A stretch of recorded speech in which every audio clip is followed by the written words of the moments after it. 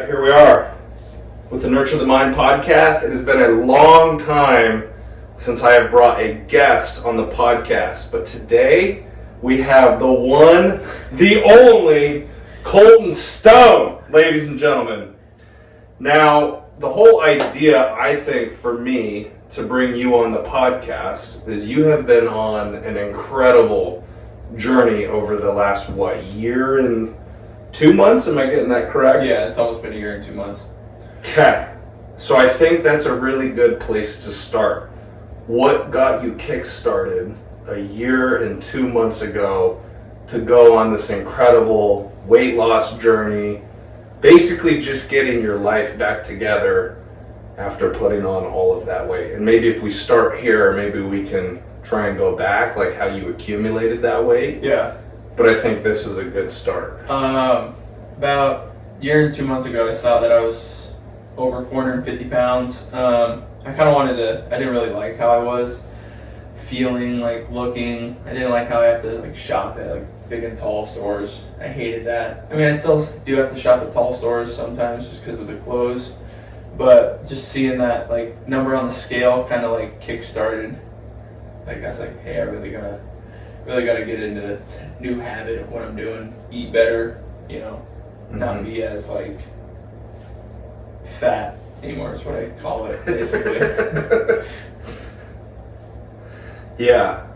So, I guess you got kick-started, but what turned you, because I remember it was just on Monday, we did that rapid fire question thing for you. Mm-hmm. And you had said briefly that before, you would work out maybe once or twice a week, but you couldn't really develop the consistency to see the results that you were looking for. So what made you catch fire? Starting from 1 to 2 days a week, mm-hmm. and then now it's every single day. It's become a part of who you are. Yeah, so I was doing 1 to 2 days a week, and I was still eating bad. And I was still gaining weight. I wasn't really losing a ton of weight. I was kind of maintaining what I was sitting at. And then one day, I had a mentor in middle school when my parents were going through a divorce that he really stuck with my side. And he saw one of my pictures. He's like, dude, how much do you weigh? And I was like, I told him I was about 450. And he was like, well, we need to get you back to where you want to be in life. And I was like, okay, that kind of makes sense. And he told me it takes 21 days to make a habit. And he said, just give me 21 days and we'll see how it goes from there. And then 21 days, and it kind of felt like a lifestyle to me now. After those 21 days, I just wanted to keep going. I just wanted to keep getting better. Because after 21 days, you start to see results on some stuff. So I lost 5 pounds and I was okay with it, Mm-hmm. And then in those 3 weeks, and then I was like, hey, maybe I need to change something else. And then I lost 3 pounds in a week, and then 4 pounds in a week, and then just kept dominoing effect from there. So that's kind of why I set fire, and then it kind of just kickstarted from there. And I kind of I enjoyed accomplishing something every day. Work just felt repeated, but working out, I just felt like you can achieve something better every day. You can get stronger. You can gain muscle mass, you can lose weight, you can break sweat, mm-hmm. kind of all that stuff too, so that's kind of where I went. So, why do you think then, I'm sure you have a solid answer for this, what got you up to 450 pounds? Is it, obviously food and inactivity, mm-hmm. but deeper than that? What caused you to, whatever it is, the good feelings that you get from eating shitty, because I see this every day with clients, trying to change their life. Mm-hmm. Eating terrible food can become an addiction. Mm-hmm. It produces these good, it's this comfort food, but in reality, it's not good for you long term, what it's doing to your body. So, early in so what really got it started was the divorce, and then seeing my dad kind of in that not good mental state because of what it really did to him. Because my mom made him work 2 jobs, and she didn't want to work, so he busted his ass. Here, can I cuss on here? Yeah. Oh, okay. Fuck, dude. Let it fucking fly. He busted his ass on that, and it kind of drug him down, and then so he was never really cooking food at home. So I'd always go to school, and my buddies always wanted to go out to eat for lunch, and then it kind of went off there. And then I went to college, and then I was a big partier in high school, but it got really big in college, so I started drinking a lot more, and I switched to beer, and I started drinking a lot of beer, so I got like a beer gut. And then when I dropped out of college, I started drinking about 18 cans of beer a day. Whoa! So I was getting bad, but he kind of then, his name's Jeff. He told me, he said, you need to not do that anymore. And I was kind of like, he kind of put me in my place. And then my dad said the same thing, and so did my sister, and then my girlfriend did the same thing too. But they kind of just pushed me in the right direction. Is kind of where we're going with that. Yeah. So it kind of started with almost, I don't know, maybe like a coping mechanism because of what you were dealing with the marriage. Like that was hard to... I use it to distract myself. Yeah. Essentially, that's what happened. Yeah. And I got a little carried away with it. Yeah. But... Damn, dude. Well, I mean, I see all of your posts. I obviously see you in the gym every single day, so I'm getting to witness this like up close and personal, which is really inspiring to see. I mean, I feel like I know the answer to this question too, but like, how in the fuck do you feel right now after putting in all of this work, seeing these amazing results? It's like every time I talk to you, you know, the weight just continues to fall off. And I've asked you, you know, like, what is your plan now? Like, what are you going to do now that you've lost all this weight? I've never been this low, and I haven't been 229 in probably since middle school. I was probably, because I went into high school about 300. Sophomore year in high school was about 300. And then, so I don't know, like, I've never really been this low. I don't know when, like, I keep asking some people, because I reach out to some people sometimes, like, there's some people at Raw Nutrition that, like, I talk to sometimes, like, when do I bulk? Like, like, there's and they're like, whenever you feel right. I'm like, how do I know? Like, I don't know when to feel when it's right. And some days I still do feel 450 pounds. Like, there's some days, like my joints feel it, and it's just something I gotta deal with because I put myself in that spot, which is, you know, it's on me. You know, I'm not gonna blame anyone else. But, and then some days I feel great. Like, some days I like today, like, I like going to buy some new clothes for myself, you know, just like stuff like, I guess there's pros and cons to it both ways, because I want to bulk, but then I'm afraid that if I do, that I won't ever be able to come back down from the weight again, which I know I will, but it's just like deep down, I just have like a scare about it, which is okay, you know, but. I think it's healthy though that you have that almost rational fear just because of where you were at before. Like you've been that heavy before, but you've obviously made all of these strides. You've improved so much.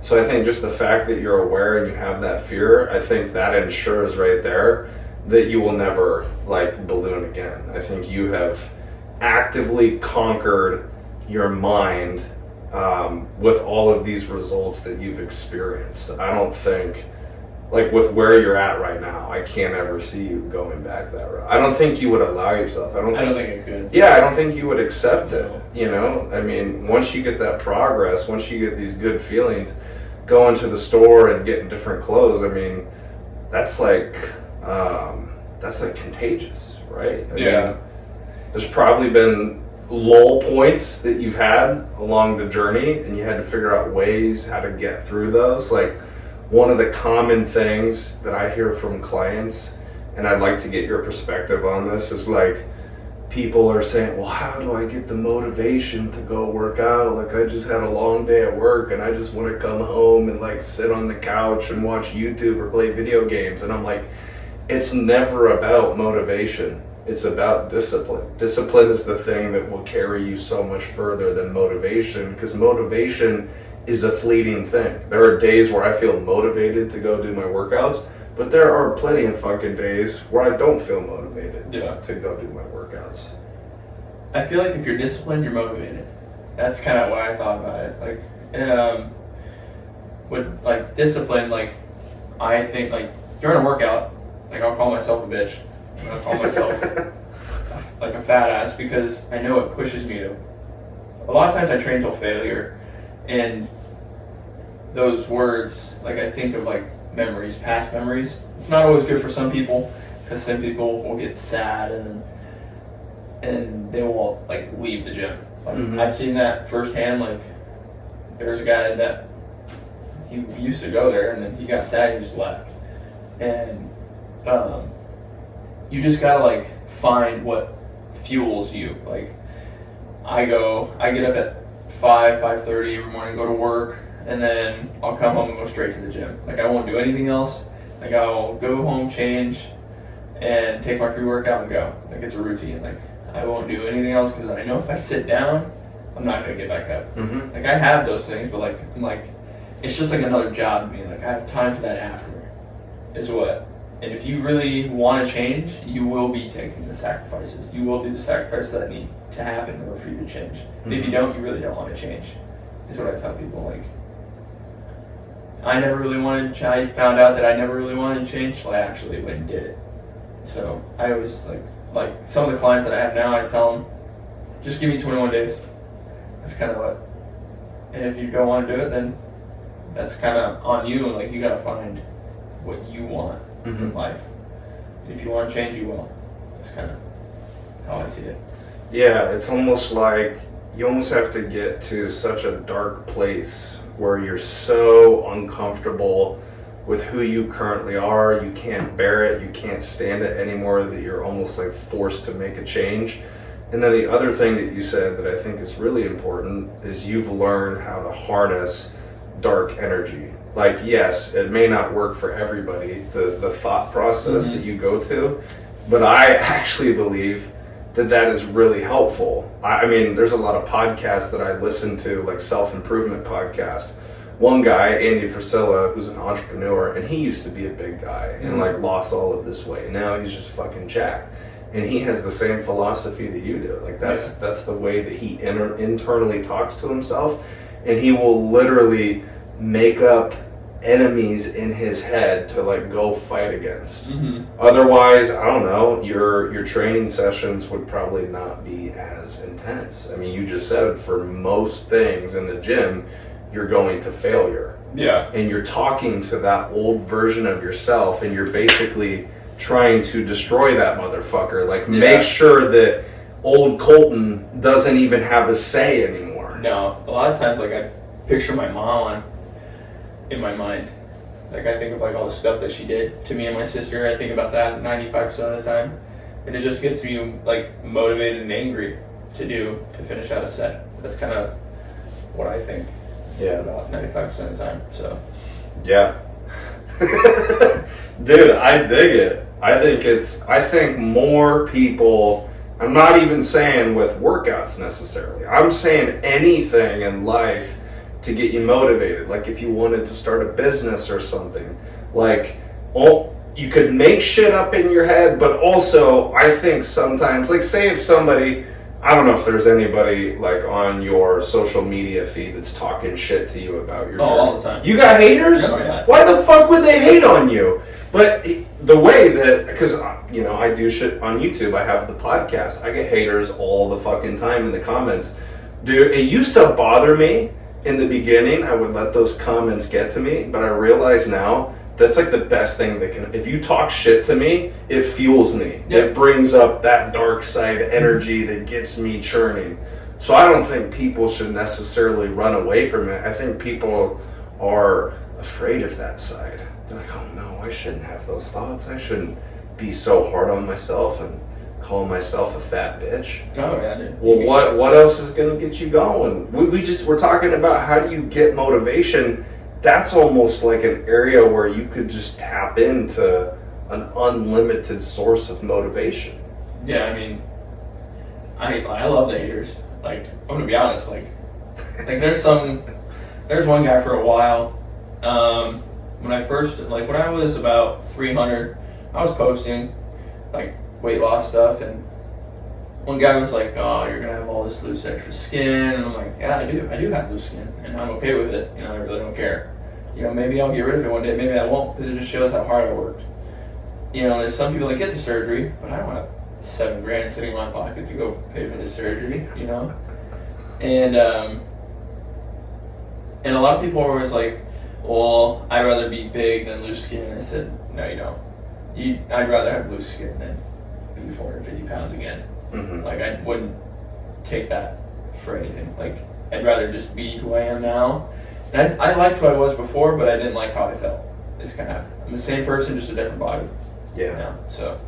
Yeah, I think a lot of those people that say that are probably actually lying to themselves, because looking at your videos, I mean, yes, there is loose skin, but you are starting to become really defined in your back, in your biceps, in your chest. It's all, like, a lot of the loose skin that I see is right in the midsection. So you do have it, but I would imagine you continue to go down this route over time, that's just going to slowly come back. I think that's and back in. So it's just that it seems like these people, they understand the work that's ahead of them. Yeah. It's a lot of fucking work. You're a testament to that, and they don't want to put in that work. No, they want it to happen overnight.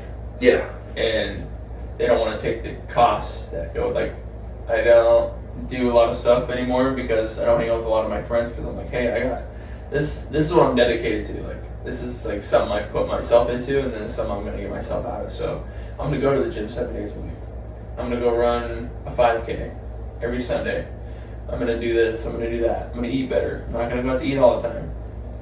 Like, I went to Texas Roadhouse for the first time in like 8 months, all over the 4th.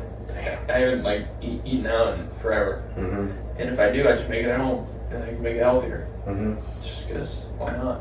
It's Yeah. cheaper and it's healthier. Yeah. But, And you're committed. yeah. Does any of your friends, do they try and make you feel guilty at all? Are they all like really supportive? I feel like that could be a thing. Like, is there anybody that's like, oh, come on, Kolton, like, come on, come out, eat with us, come party. Bro, you used to be the party maniac. What happened to you, man? You sold out to this healthy lifestyle. Of course I fucking did. Yeah. You got friends like that, or are they all like pretty supportive? Fake friends. That's what I call them. Like, they were only there. They were only my friends for the alcohol in college. But I have one. I know he's fucking with me right now, and he always comes up, and his girlfriend always comes up, and then they're always like, yeah, I mean, we'll drink, but you don't have to. I don't care. You know, this life you chose. He's like, there was one time where I did have a little bit of bourbon because we were celebrating that I completed 75 hard twice, and I was like, okay, I'll have half a shot, and I did it over ice, and it took me an hour to drink it. Like, I just didn't. Like, I did it slowly. Like, I didn't overdo myself. Yeah, you didn't rush into it. No. So, and then, I mean, I'm kind of easing up on myself because I think I want to maintain where I'm at right now. So maybe I will bring some of those habits back, but I don't think I'll do beer for a little while. I got like 30 beers sitting in my fridge. But just give them to a friend. They're probably expired now, I bet, and I need to Yeah. look at the cans. Toss them away. Pour them down the drain. Yeah, get my money back out of the cans. Yeah, they're not going to get used. That's a beautiful thing, though, man. Like, I mean, I don't, because I follow, again, Andy Frisella is actually the guy that started the 75 Hard program. And I went through it back in 2021, and he says all the time on his podcast, why, if you completed 75 Hard and you did it the right way and you saw tremendous results, why on earth, after you finish the program, why would you go back to the habits that got you out of sorts in the first place?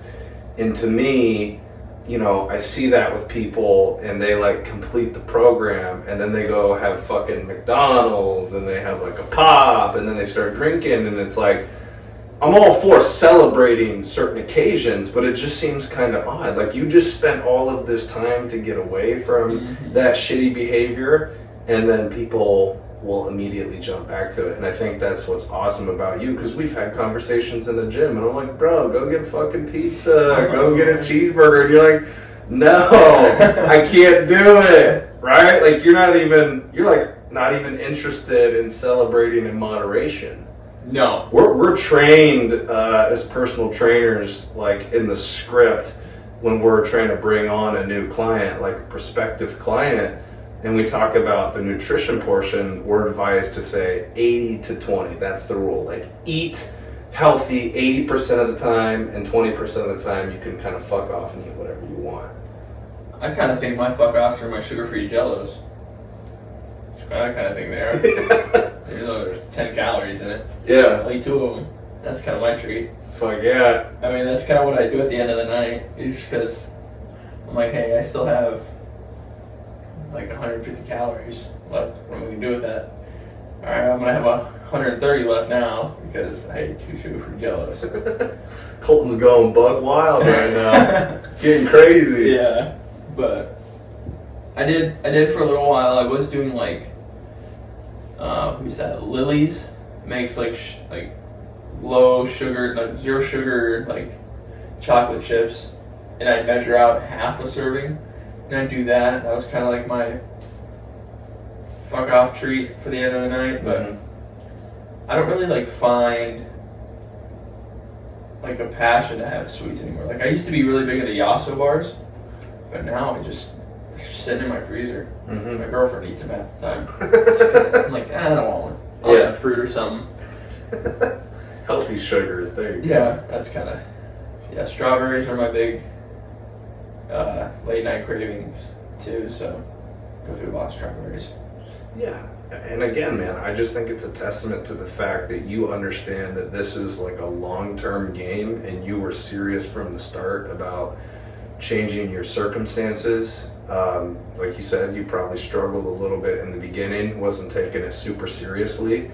I'm not trying to criticize people who like say they do 75 hard and they're on a weight loss journey and then they reward themselves afterwards. It just seems like with that mentality and that behavior is like you're not going to see the long-term success that you really want. Like I look at you and I didn't know you way back when, we just really started talking probably like this year, like back in January or February, but I mean, I can just tell that you are a completely different person.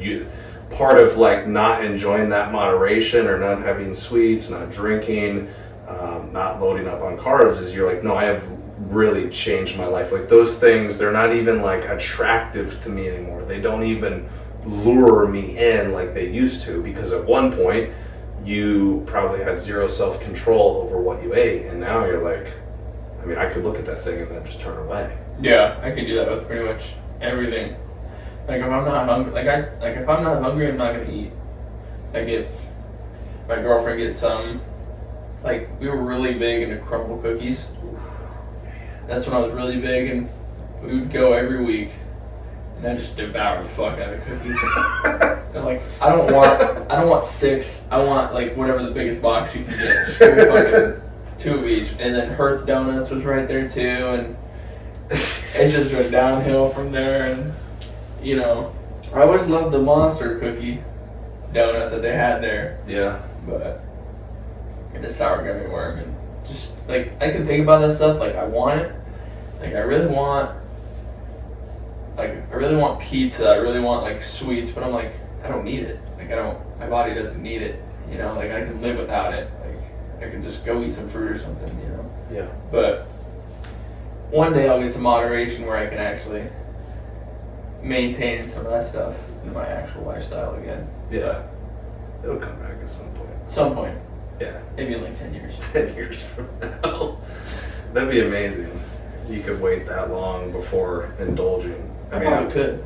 I bet you could, man. I don't doubt it. And that just shows me that not even like with fitness and weight loss, that you're the type of person that would be successful in any endeavor that you pursue. Because I believe that's like one of the biggest things about life is conquering your temptation or your craving for whatever you want to do right now. It's all about sacrificing the present moment for what's going to come in the medium term to the long term. Yeah. Like just like you said earlier, and this is parallel with personal training, I've got to be honest, I would say 90% of my clients, they don't reach their potential, they don't reach their goals that they set out to make because they want instant gratification. They want everything right now. And I don't think that it was so bad 15 or 20 years ago because we didn't have these damn devices. We didn't have social media. We didn't have, there's bad food out there, but I don't think it was as bad as it is now. We didn't have porn, that was right at our fucking fingertips. If you had to get porn, you had to get like a magazine or something. Everything is at our fingertips, and it's really destroyed people's mentality because now we're conditioned to just go for the easy thing. Weight loss is not an easy thing. It's hard. It's going to take a lot of time. It's probably going to take longer than you think. Yeah. Right? And you just have to stay consistent. It's like, how can we break down people's mindset and be like, hey, this isn't sexy what you're going to do here. It's probably going to take 6 months to a year to, really feel great. You're going to get motivated along the way as you see progress. Yeah. You have that shirt that says perfection. It's crossed out. It's like progress over perfection. Yeah. Yeah. And there was a guy that was 350 pounds, and that's why I went 5Ks on Sundays, because of him. I can't remember his name. He's Valentine Bros on Instagram, and he started Progress Over Perfection because no one's perfect, it sucks, but I'm tired of influencers online that lost 30 pounds and they're still they weren't 450 pounds and they were 260 and they went down to 240 and they try to give all these bullshit excuses of what's not good for you. And protein bars, every bar has protein in it. They're fucking expensive, but they're all not bad for you. They may not have the best macros, they may not taste the best, they may have some ingredients that aren't the best for you, but it's a protein bar. It's there to give you protein. They wouldn't be able to make the product if it wasn't okay for you. It's kind of what I think. And it's just so expensive to eat healthy. I can buy, you can buy meat for cheap, but then you get people that want, I don't want to take the time to cook. I'll just get a bag of chicken nuggets, and then that's $3 less than a package of chicken. It's they make things harder to do and harder to pay for just because they want us to eat bad. I feel like it's not I'm not a government guru or anything like that. I don't really care about the government. I'm just I just feel like they want us to eat bad. They do. Yeah, I feel like they do. They do. Yeah. And it's getting bad. It does get into conspiratory territory, but you make a great point. I don't think a lot of people think about this, but just to your point, why is it so expensive to eat healthy, but all of the things that are shitty for us, it's so much more convenient, it's so much easier to access. I think they want especially here in America, but probably largely across the world, governments, the elites that are, running the world, running the countries, they want people to be fat. They want people to be lazy. They want people to be sick because then they got to consume their medicine that they make. And if you're fucking fat, then you're going to eat their food. If you're lazy, you're going to consume their content. You're going to sit on your couch every single day. Chances are you're not informed at that point. You're not reading books that are good for you. You're not listening to podcasts that are helping change your mindset. I think they want to weaken society because when you weaken people, they are much easier to control. If you get your life in order, if you exercise that autonomy to be independent, to be a critical thinker, to get your fitness in check, to have a healthy relationship, build a strong family, I think that is what they fear the most because you can't control those people. You can't silence them, especially young men that have a lot of testosterone. I think those are the types of people that they are the most scared of. And if you look at these younger generation of men that are coming up, because you and I are roughly the same age, a lot of these men are fucking weak, man, and wouldn't stand up if they needed to, wouldn't have the courage to call out these problems, to talk about these. And then even when you do talk about these things that are controversial or conspiratorial, this happens on YouTube a lot of times. When I did the reaction to the debate of Biden and Trump, they fucking censored the hell out of that video because they don't want it to get out there to people. I just feel like a lot of a lot of the younger kids that are in the gym too, they just want to turn right to steroids. Like, I see a lot of kids like, hey, when should I start my first cycle? How long have you been lifting? 3 months? Well, that ain't gonna work. Huh. You know? And I always joke about taking steroids because I'm like, why not? It'd be fun. Yeah. It'd be great. I feel like if I call myself a bitch now, I'm gonna be throwing dumbbells at people. Like if I have roid rage, like I have anger issues, I think. Really? I think. Dude, you seem like the most humble dude I've ever met. Oh, I have literally never sensed, like, if you're mad or something in the gym, I've never seen it. Because you're so calm. Like, you have, like, such a nice demeanor. Oh, if you see me at work, I just get mad. Like, I'm just throwing shit. Because that's a different story when you're at work. The gym's my safe place. Yeah. Is what I found. Like if me and my girlfriend have a fight or argument, if like I have a horrible day at work, I'm like, I'm just gonna go work and I'll blow off some steam, and I'll come back and I'll just forget everything. Yeah. Like after the gym, like if I'm a dick, the first part of the day, talk to me in the afternoon, because I'll be a nicer person. I'll calm down. Yeah, I'll just throw stuff at work. Like some of my coworkers are dumb. Like some of them are just idiots, and that's okay. You know, you have those people. But when I tell them, like, when I suggest something, they're like, nah, and then I have to go fix their fucking problem, then I get mad. And I'm just like throwing drills and it's fucking stupid, like, losing his goddamn marbles over there in the corner. And I just have to walk away sometimes, and I kind of use that in the gym too to motivate me. I just use that like, hey, you know, but yeah, a lot of kids just want to turn to something that's going to be quick, and they're a lot more scared, I feel like, just because I feel like we're so, what would you call that? Like, minute to, like, seeing other things, like, going back to what you were saying about the food, like, a bag of Doritos, what, $4? Or probably $7 now. Mm-hmm. But you wouldn't look at the portion sizes. A lot of people don't read nutritional facts. Mm-hmm. It's like, oh, this is good. You know, let me try this. It's good. But if you go to like a portion size, like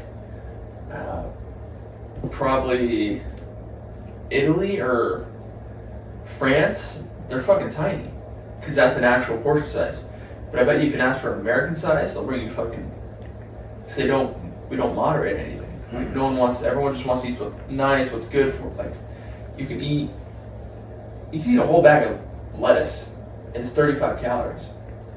But if you eat a whole bag of like chips, it's like 2,000. Mm-hmm. So, and I feel like when people hear the hard truth, they get mad. Mm-hmm. They get scared. And just like with like younger generations, they don't like being told what to do. Like, in the long sense, I'm kind of glad that my dad would, like, he didn't beat me, but he like showed discipline. And I'm glad, like, a lot of kids won't do, like, a lot of parents won't do that anymore. And I tell myself, I want to teach my kid discipline, because they fucking need it. Mm-hmm. And it's hard, because then you get the people like, oh my god, my parents are abusing me. You don't know what like, a lot of these kids don't know what abuse is. A lot of kids do not know what abuse is. Like, my mom would always tell me, go find your stick, and I'm going to whoop your ass with it. Yeah. I'd be like, no. And then she'd go pick the thinnest stick, and it just hurt the worst. You know, like, but a lot of kids just don't understand some things, and I'm just kind of like, whatever. You do whatever the fuck you want to do. I'm afraid for the younger generations, because we're still kind of technically in that category. I think I'm deemed as a millennial. I don't know what you would be classified as. What, you're 21, right? Yeah, what's it? Not Gen Z. Are you right after millennial, or are you in the millennial generation? I'm in the millennial, I think. I think, I think from 90, I think in the last year was 02. Okay. And then now we're in the new stage. Yeah. So millennials were the first ones to really start getting shit from the older generations. You know, I remember my dad has said so many times, he's like, you millennials are a bunch of fucking pussies. And I'm like, okay, hold on. You're calling millennials pussies, but you yourself raised a millennial. So they're in fact, you raised a pussy is what you're saying. Yeah. But yes, millennials, we do have our challenges. Just the environment that we grew up in. We were the first ones to really start experimenting with technology and social media, and we didn't realize what the ramifications were for consuming that shit all the time. Like, social media has created these unrealistic expectations. You were talking about influencer culture. You know, there's a bunch of bozos on the internet that try and act like they're experts, and because, you know, even the younger generations, they don't have anything to refer to, they listen to these people and they think it's the truth, and they buy into these ideologies that are just complete bullshit, when in reality it's going to hurt them in the long term.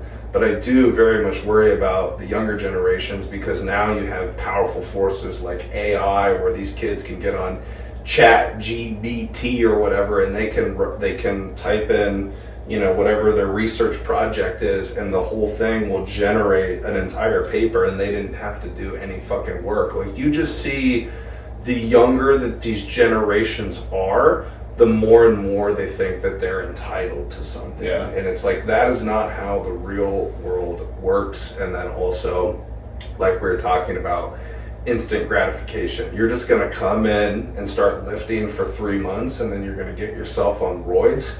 The only situation I could see where it would be beneficial to get on roids is because, as a man, as you age, naturally the testosterone is just going to leave your body. So there's a lot of guys in their 40s or 50s, when the testosterone levels start to drop, that's a time where you can consider getting on Test boosters. Yeah, whatever it's called. I mean, that's not even like steroids, it's just test boosters. Yeah, just natural testosterone. It just gives you more of a pump, not a pump, but makes you feel like a man. yeah. Because that's what's supposed to be flowing through our body. Yeah. And then going back to the shitty food, and then whatever they put in our water, and then the chemicals in our food, the testosterone levels for even just young men are drastically reduced than they were 20, 30, 40 years ago. Yeah. And that, I think that's another contributing reason to why these guys are just sour little pussies. They're fucking little soy boys. Like, I feel like I grew up on kind of a farm in Arizona, and like, I'm glad my dad taught me how to work on cars. If I hand, like, my neighbors, they're like 18, I guarantee if I hand them they look like they're potheads. I feel like guarantee if I go over there and hand them a ratchet and go, hey, let's go take out a transmission real quick, they won't know how to do it. Mm-hmm. I mean, it's trial and error, you gotta learn. Like, me and my dad always worked on our Cavaliers that we had, you know? And like, I always knew how to do the AC compressor. I knew we could do pretty much everything in there, because it's just, he taught me, and I feel like a lot of dads won't do that nowadays. Like, hey, go look at a YouTube video. Like, Yeah. why not? You know? Like, I feel like the younger dads won't do that. Like, I feel like more like the 40, 50, or 60s would do that. And like, a lot of people don't mow their own lawns anymore. They just hire people. I get that, that's a job for us. That's totally okay. Again, if you're on a time crunch. But if you're sitting at home doing nothing, ordering fucking food all day, and you work from home, you should have time to do some stuff outside. Yes. So that's kind of where I'm at with that. I think our younger generation's fucked, in simple terms. Yeah. But yeah, I mean, even for me being 27, there was a lot of things, probably in my early 20s, like things that I had to learn, like habits, formulations of thoughts that I had to get rid of that I didn't realize was productive. And that's, I do think it maybe does start at the millennial generation, because then I know a lot of people that are my age, slightly above me, that act the same way as to what we're talking about with these younger generations. So I think it's an entire like cultural shift that needs to happen, because I mean, this would get into like a societal political rant, but we're in deep trouble, especially in this country. And it starts with the Americans. It starts with our citizens. If we have low standards, if we don't set heavier bigger, loftier standards and goals for ourselves, I mean, how do we expect to get this country back on the right foot? I mean, if we're not even taking care of ourselves, how do we expect things to change in the world? Yeah, if people are worried about, like, I don't make a lot of money, but I like what I do. And obviously, like, I feel like it's more common to live paycheck to paycheck, and I feel like people put that first, and their health second. Mm-hmm. That's kind of what I think, you know. And that's something we have to worry about. Some people have to worry about, like, living before they do anything else. And I feel like that's when it comes in, that's when the bad habits start. It's like but then how do you, people say they live paycheck to paycheck, but then they eat out every day. How does that make sense? It doesn't to me. I just feel like it's just a reverse thing. Like, they put us in our minds that, I feel like half the stuff that's happening now from our political, like, presidential point is just, they're just trying to get rid of debt. Because we have so fucking much of it. Mm-hmm. It's like trillions. Oh, I don't even know. But it's an insane number. I don't even know how you get debt. Like, how are we in debt? Like, we're paying people to do it, but then they pay taxes. I get that's how you get a little bit of debt, but the companies end up paying more taxes than the workers do. Mm-hmm. So who knows? I believe a lot of our debt is owed to China, which is a very scary thing, because China has become really a dominating force in the world, and with the current president that we have right now, nobody respects America. You know, looking at that guy as our leader, as he fumbles in the debate, and he's doing these press conferences now to show that his mental acuity is still there, and yet he's calling Donald Trump his vice president, and he's trying to talk about Kamala Harris, and he says, I wouldn't have hired Donald Trump as my vice president.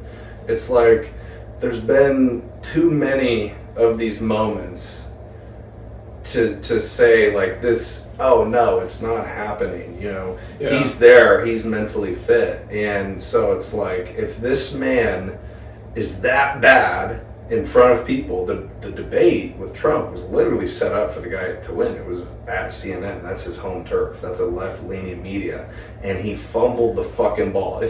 If he's doing that, then that tells me that he's not actually running our country, which is a scary question to ask. Who is running our country?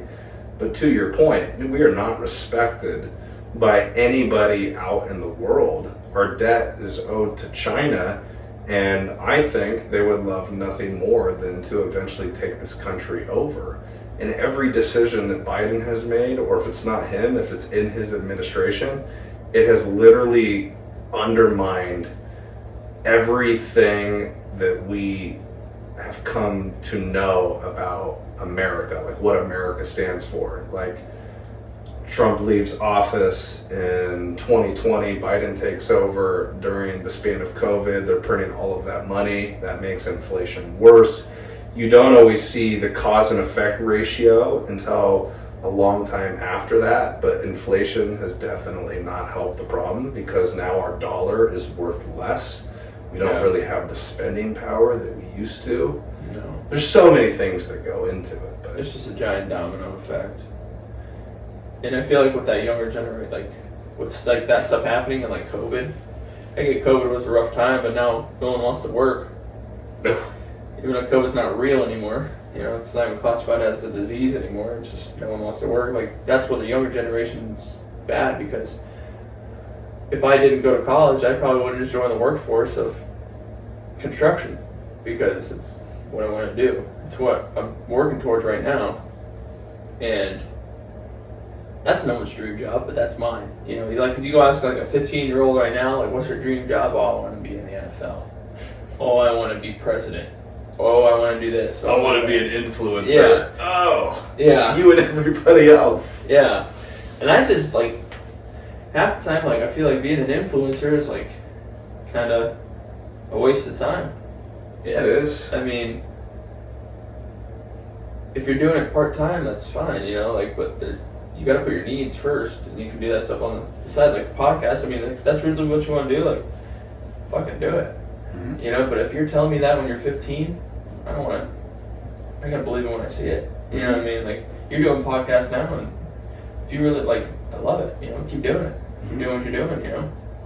But a lot of people will stick to it for, how long have you been doing podcasts for?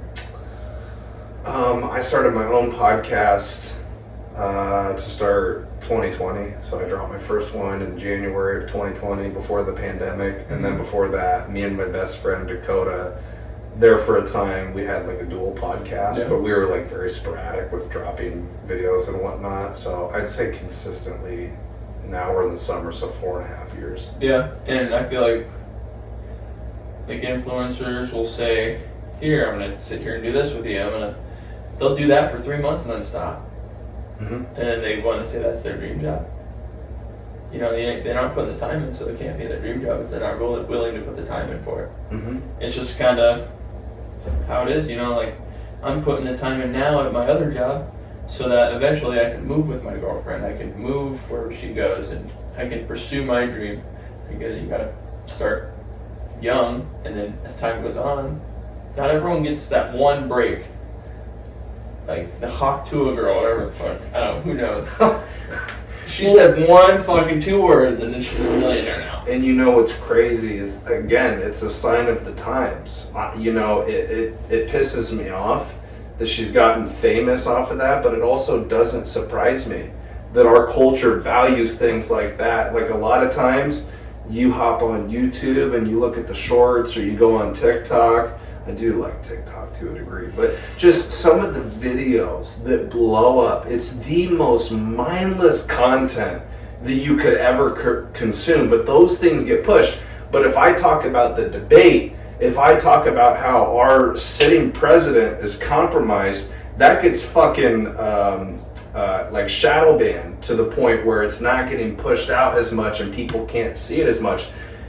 You know, even though I'm doing music reactions, the whole reason I really started the podcast is I wanted to talk to interesting people, and I love self-improvement. I love having conversations like this, like deeply connecting with people. And I mean, that has a place on internet now, but again, it's not really sexy. It takes a lot of thought to like sit there and consume an entire podcast. Maybe you can't listen to it in one setting. And so I think the average person, you know, let's say if you're trying to make it on YouTube, podcasting, if you really want to be an influencer, it really does take a lot of time. You have to stick with it long enough and perfect your craft. I mean, dude, I could tell you on YouTube, I shouldn't value numbers and subscribers and views, but I mean, that's an indication, you know, that you're doing well. So I've been on YouTube for 4.5 years, and I only have like 500 subscribers. That shit will piss me off at points, that I'm not a lot further along the journey. But also in that span of 4.5 years, going to college. When I was going to college at Simpson, I had a part-time job at COC. So all of this stuff kind of took a back seat because I couldn't focus on it 100%. And even now, at Anytime Fitness, that's my full-time job. So I do all of this on the side, but I do it every single weekend. I will skip out on going to parties. You don't party anymore. You're focused on your fitness. I won't stay out late. I won't fucking alter my mind with drugs because I'm like, okay, Saturday is always the day that we record, get some content going. Sunday, edit all of the footage and get it ready to be posted on Monday. So not a lot of people have the fortitude and the grit to persevere that long. Like, to what you said about the Hawk Tua girl, there are these few moments in society where these people will break through very quickly, but that's not the norm. No. Those are outliers. And it's also how we started this whole conversation with your fitness journey. Yeah, like, you experienced a a lot of ups along the way, and that reinforced you to keep going. But now that you're looking back, it's been a year and 2 months. I mean, look how fucking far you've come, because you didn't give up in 2 or 3 months when it wasn't working. Yeah. I mean, like, it's patience, man. It's patience over the long term. It's sacrifice now for what you're going to get on the back end. I'd rather, like if I was doing podcasts, I'd rather have it take time than just have a few months of fame. You know, I'd rather slowly build a community of like, hey, like Cole stands behind what he does. You know, he's dead. He's like consistent with it. Mm-hmm. You don't have like some people like, you know, there's some people online that say, hey, I'm not going to be here for 3 months. I want to take time away from my family. You know, like I get that. Take a week, but don't take a few months. Yeah.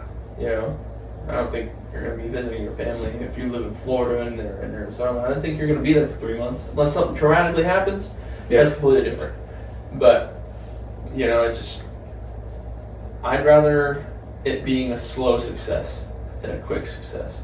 Like, yeah, I lost 230 pounds in 2 years, like a year and 2 months, but I don't know, it just kind of started shedding off. Like, I don't really know. But I think that is a slow success. And I'm going to continue to do it for about 4 or 5 years. And I may stay 229 forever. Who knows? But at least I'm not 450. Mm-hmm. You know? Rather be that than big. Well, and even now, bro, with everything that you've accomplished, I assume you probably have the mentality that you're like, I still have a long way to go.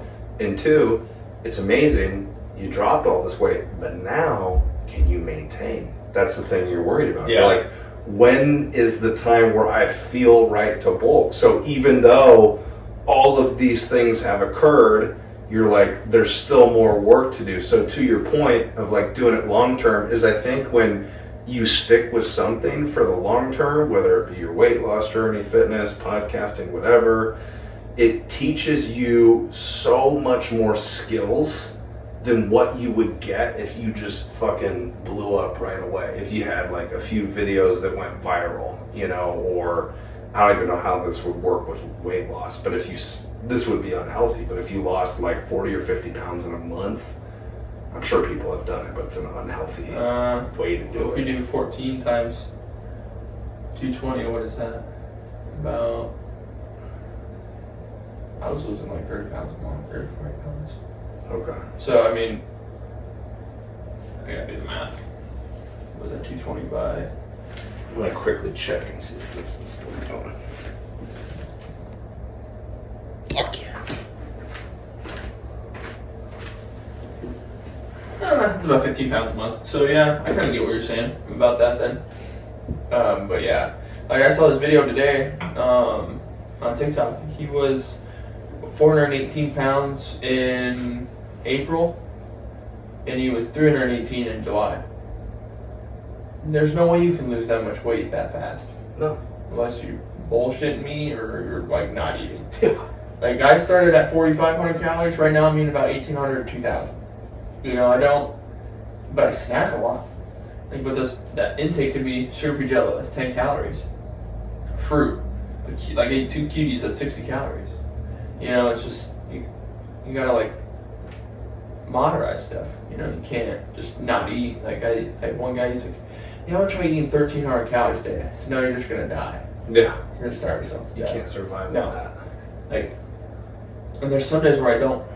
Like, I feel weak now because I feel like I'm at a point where I need to stop and I need to like eat 2,200 calories a day, maybe 2,500 calories a day, just to like maintain where I want to be.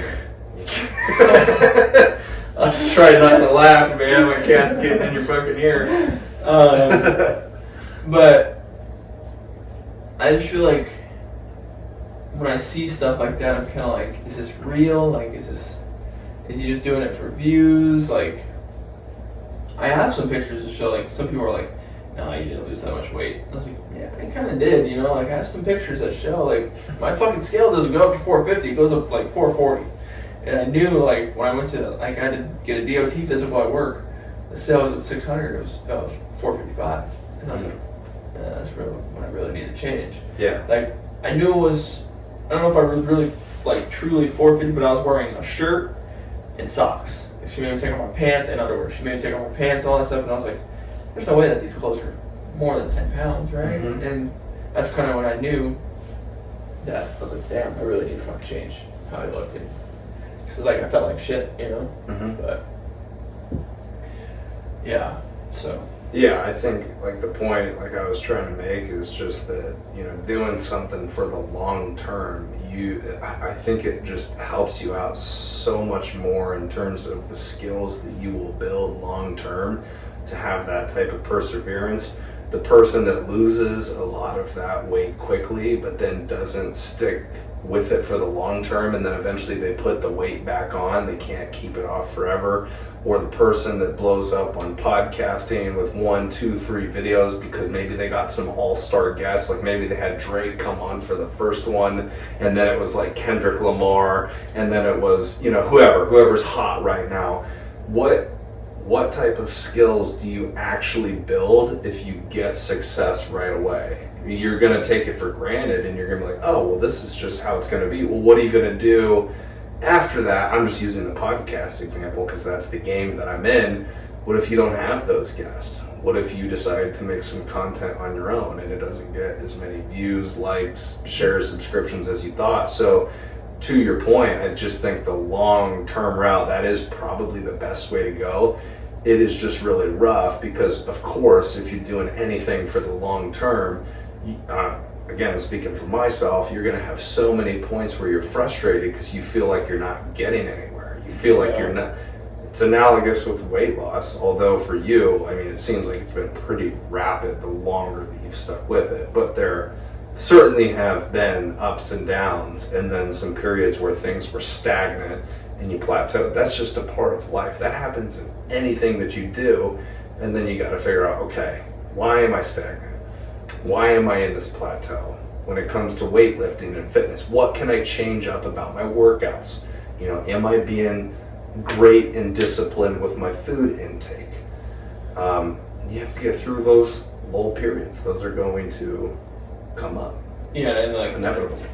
The time I feel like it takes, like I feel like a slow success. Like when I first posted my first TikTok video, I got like 30 views, and then as time went on, it's like now I average about 1,000 views, you know. But I've had ones that have gone up to like 200,000 views. Damn. And I've had ones that got 160. I've had one like more well-known person comment on my TikTok, and then that one blew up. But then it kind of slowed down, and I was like, you know what? It's whatever. It's a phase of time. You know, it's gonna.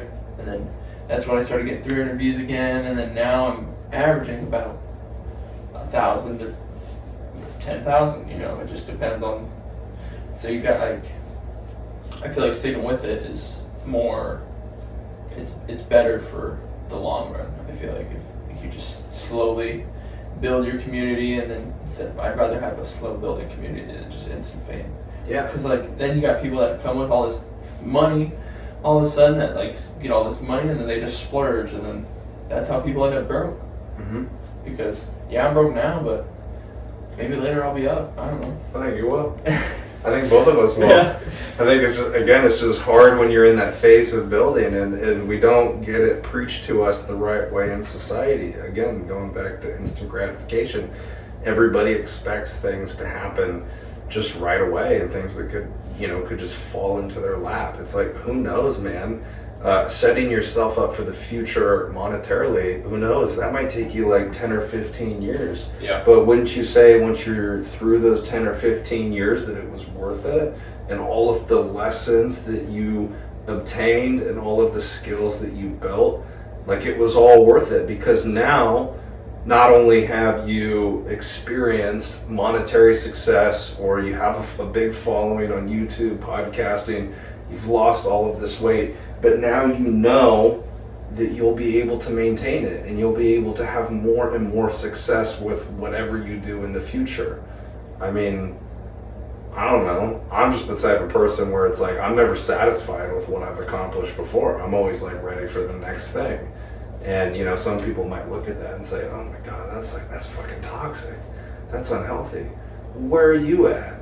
It's like we're just talking about the haters. Everybody's sitting on the fucking... How could you hate on somebody for losing weight and getting into bed? I don't understand that. I think it's funny. What the fuck, dude? They might be just as fat. You better root for that, bro. I'm a big believer that, like, if you put... Okay, even if they didn't say anything to you on, like, a TikTok or something, if they saw you come across their feed and like, fuck that dude. You know, he's a fucking poser. He's a fucking pussy. I think if you put out that negative energy into the universe, you're ensuring that you're going to get that shit back to you. I think that's how homeboy is at the gym. Kung Fu. I think that's... Personally, I think he's got something out for me. I don't know. I think he's just jealous. I think a lot of people get jealous about success. And, like, yeah, I love the haters. I think it's funny. I mean... It's free motivation. Yeah. You're not going to outwork me. Just keep hating. I don't care. Yeah. Keep hating on my success. Like, I had one guy at Simpson that, he's kind of an ass, and now he's asking for advice. Why would I give it to you? You want my advice now, but you were being an asshole in college. Mm-hmm. You can get fucked. Yeah. Figure it out yourself. But yeah, I mean, if you pay, I'll pay. Give me your fucking money, bro. Yeah, I mean, shit like ain't for free. Like I have a website and I have clients. Like, yeah, I mean, I'll work with people because I know money's tight, and I'm not perfect, but I'll bring the skills that I've known and I've learned to the table. Now, hopefully, those skills will bleed off to you and they'll help you succeed in what you want. You know, but no one's perfect and no one knows the secret to weight loss. You just gotta know what's right for your body and what works for you. It's just how it is. Like, and they want you to buy these pills and they want you to buy these fucking fat burners. And I get the fat burner just raises your heart rate. That's all it does. It fucking, like, I took it, like, I got a sample from somewhere from Rise, and I took it and my fucking heart rate was like 170. I feel like I'm gonna die. Yeah. Like you're having a panic attack or something. Yeah, like I take a lot of pre-workout now, but I was tweaking on that burner. Mm-hmm. And all it does is make you sweat. Just wear a couple extra layers. That's why I always wear a jacket. That's why we turn off the fans for you when you're doing cardio, bro. Love that. Just make it a little bit tougher. Scott hates that. Fuck Scott. Fuck Scott, I hope you watch this. Get fucked, Scott. We'll turn it off for Kolton. Yeah. He's like, why is it so damn hot in here?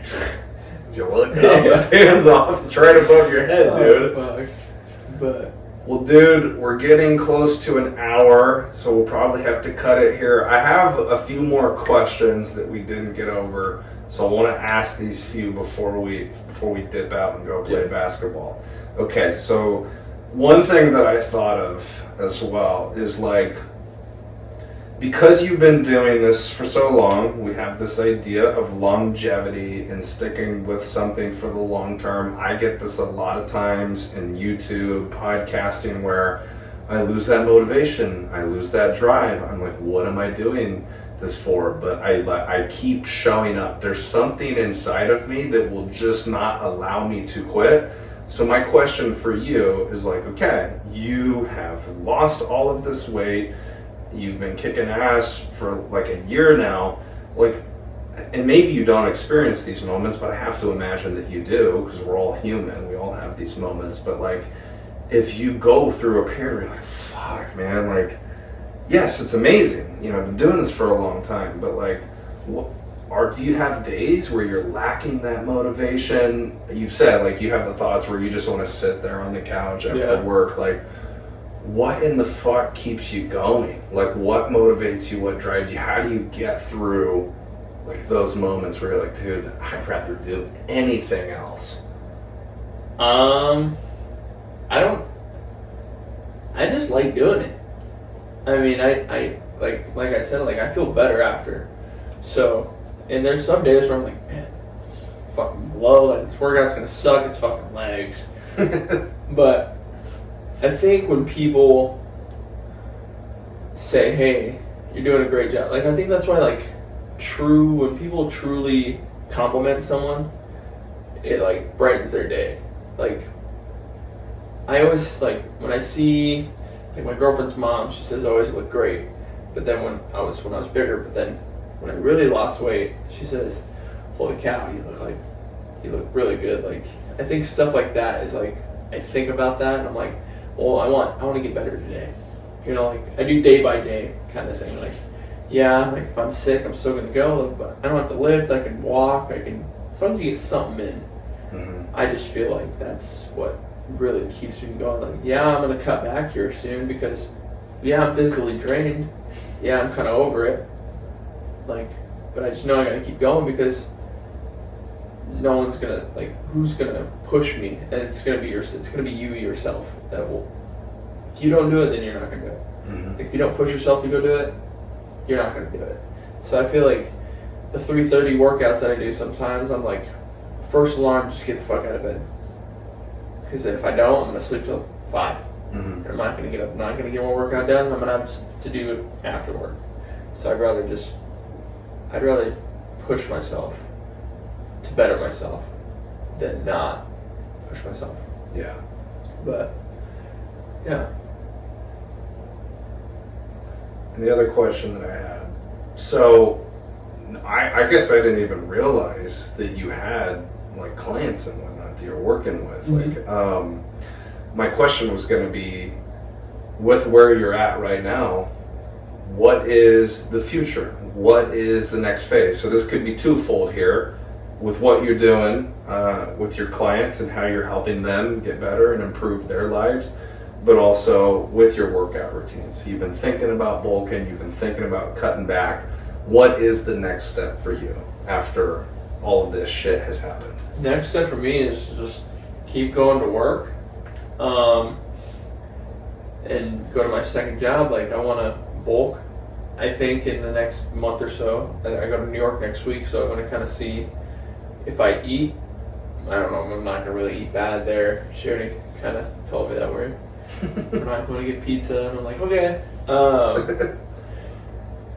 I think I'm going to continue to help clients, to help them better themselves, and then if I bulk, I might do that in August. I might start like a end of summer. I don't know when summer ends. Not August usually is when summer ends here. That's like late August. Yeah, so September. I might start like a bulk then, and then just go to December, and then just cut again. But I don't really have a plan, and like in the long run plan, I already know like one of these days all this is gonna stop. Like all this, I'm gonna do heavy machinery. That's my end goal in life, and this is kind of like it's kind of like a phase kind of thing for me. It's like a chapter. Yeah, Yeah. and I'm kind of glad I opened the book and started the chapter because I made friends along the way. I encourage people, and yeah, I'll still help clients out. Like I'll continue to do that for years if I really like, and I want to because I know, and I'm gonna make sure that I do heavy machinery. I'm gonna make sure I help my clients. I'm gonna make sure I have a happy life, happy wife kind of thing. Yeah. Well, I'm not married yet, but You're getting close. yeah, no, not yet. And then just have a better understanding of life. Kind of for me, it's like, yeah, what I want, like trial and error kind of thing. I don't want what happened in my childhood to be what happened later on, but I think as of now, I think I'm just gonna bulk and help clients and continue to make content because, yeah, that's not what I want to do, but I like doing it. It's like a free time thing for me, so I don't go out and party. So I don't go out and eat bad pizza at Papa John's. Let yourself go off the rails. Yeah, like, that's not what I'm gonna do. It's not gonna happen. Yeah. Well, so I kind of have a little follow-up question. So what is it like?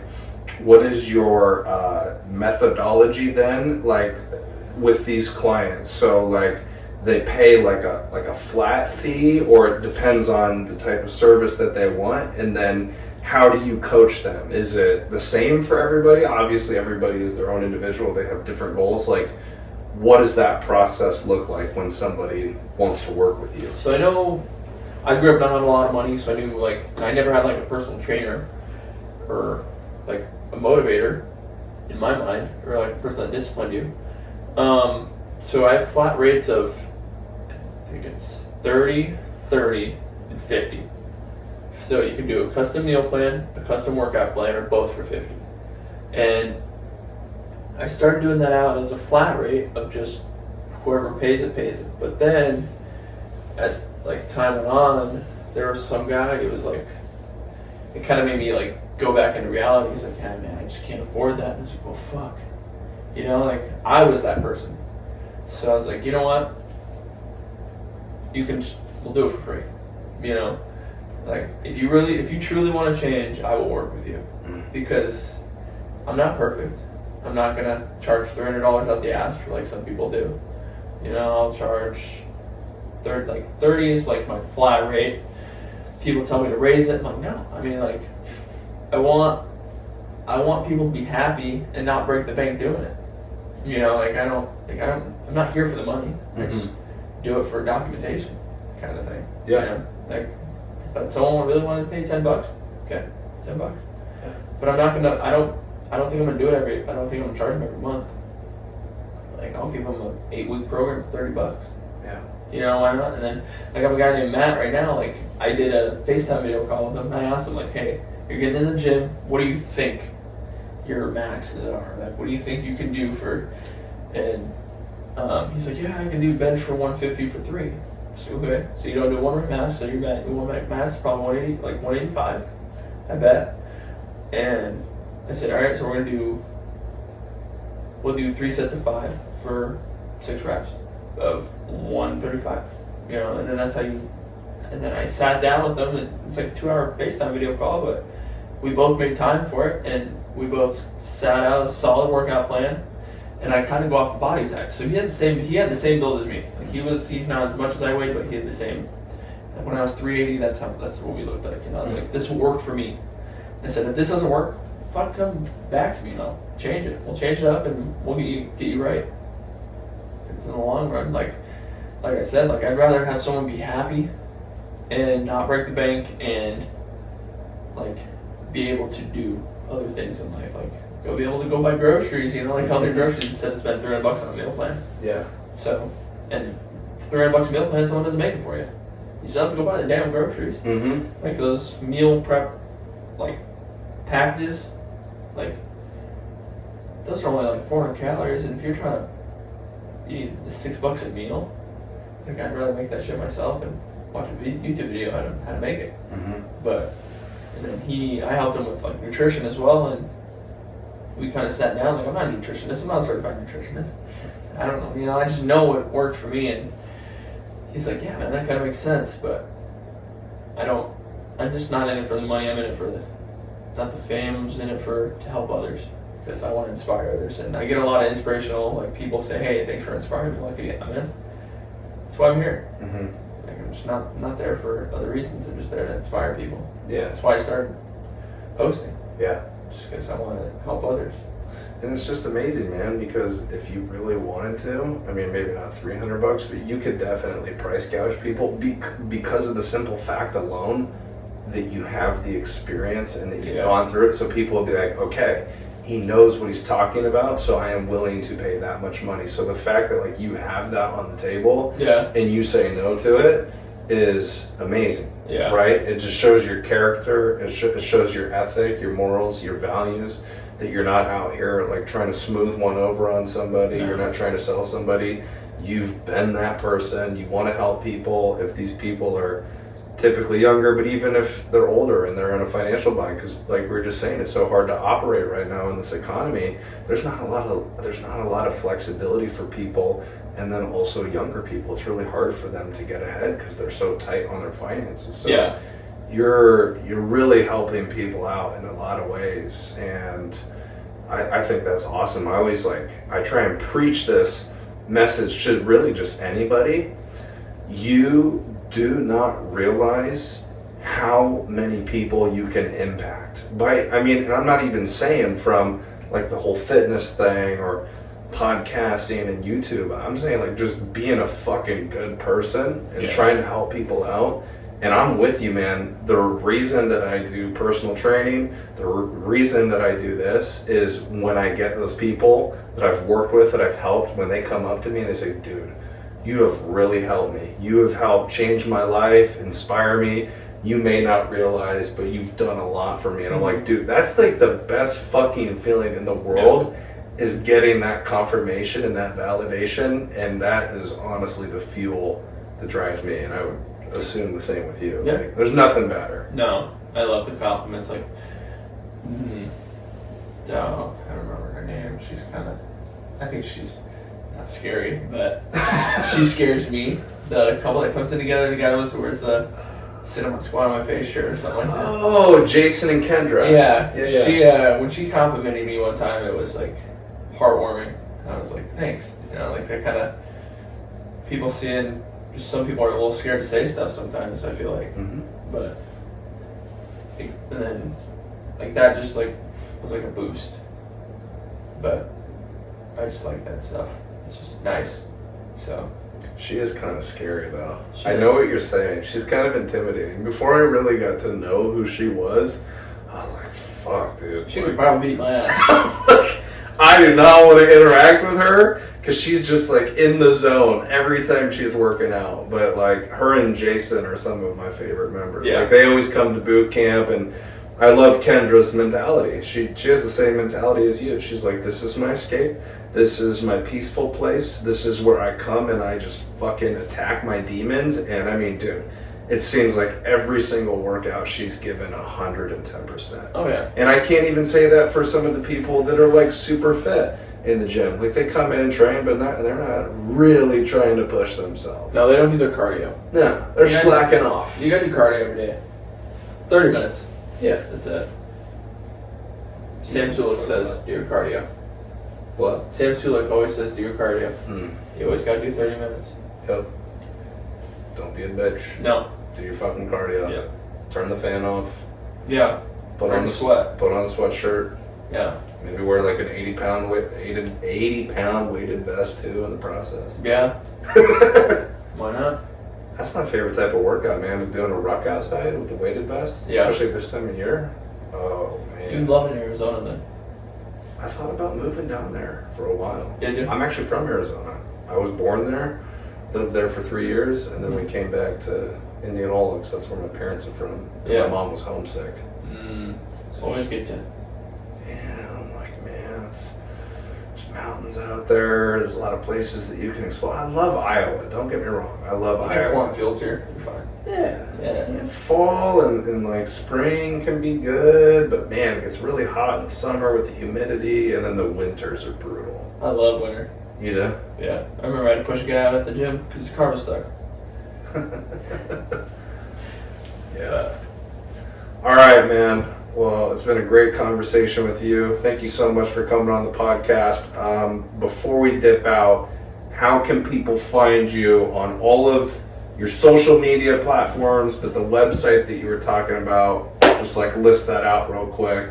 I'll probably even put it in the link too, like in the description. But Instagram is Kolton.stone76. And then my link to that's in there. It's Coco Fit.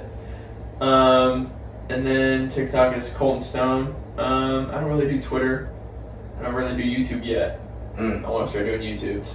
Hey. Maybe in the future, but not right now. But yeah, if you ever need, like, if anyone needs to message me, just go ahead and I'm not a dick. I'll respond, like some people. They think that they're famous because they have 30,000 followers, but you're not. So Yeah.